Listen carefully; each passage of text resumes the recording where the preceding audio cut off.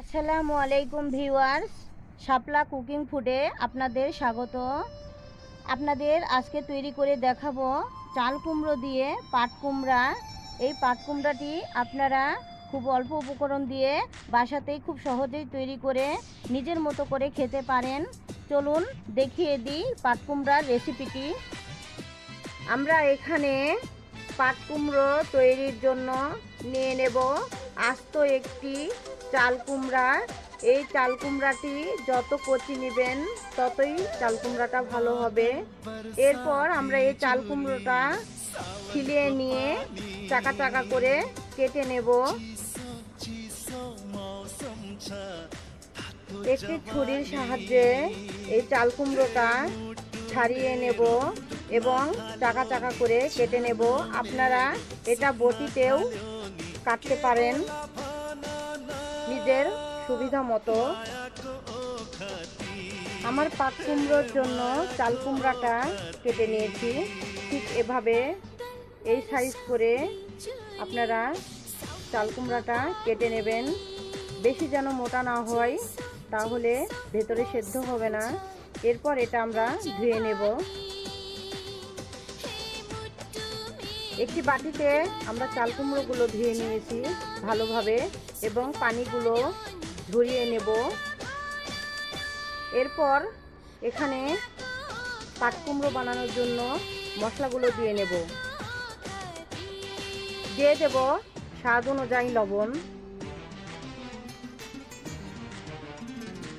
পরিমাণ মতো হলদি গুঁড়া, পছন্দ অনুযায়ী ঝালের গুঁড়া নিয়ে নেব।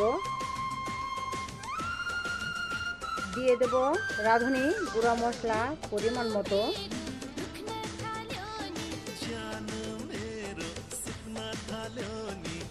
দিয়ে দেব ধনিয়া গুঁড়া। সবশেষে দিয়ে দেব জিরা গুঁড়া। এর ভিতরে আপনারা বাটা মশলাও অ্যাড করতে পারেন। আমার সব উপকরণগুলো দিয়ে নেওয়া হয়ে গেছে। এরপর আমরা এগুলো সব মাখিয়ে নেব ভালো মতো। দেখুন আমার চাল কুমড়াটি মশলা দিয়ে সুন্দরভাবে মাখিয়ে নিয়েছি।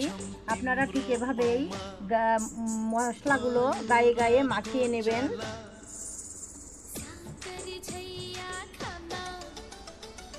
এরপর চাল কুমড়োটি সুন্দর করে ভেজে নেব।